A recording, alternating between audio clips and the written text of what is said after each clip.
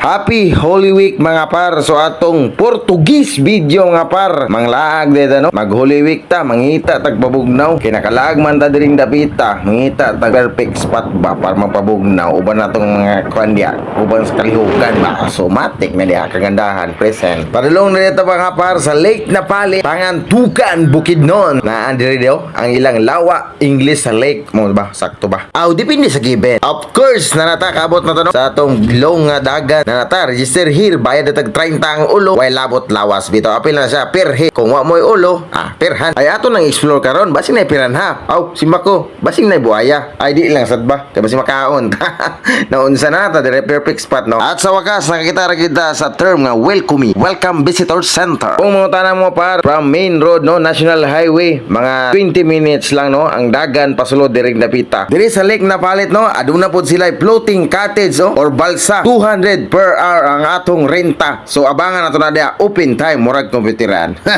Atong gidilang nga sudan, siyempre sinugbang isda o gamay nga adobong manukin diya no. Pero ang challenge diring dapita sa balsa, ang 200 nga per hour, ikaw pa mo bira-bira ning PC. 200 per hour dugangan pag na sa atong tubil sa atong lawas no kay uhaw kayo. Plus additional pag nag-alaksan kay sure nang ipamaulon yan ani. Mao nang wana tay dagang istorya pakarpar. Ato na nang liguan diha kay init nga atong pamati diha.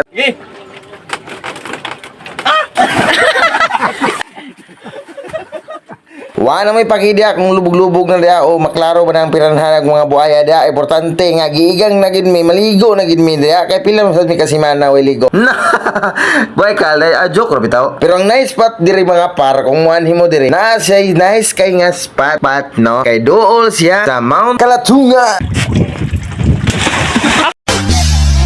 Titigan mo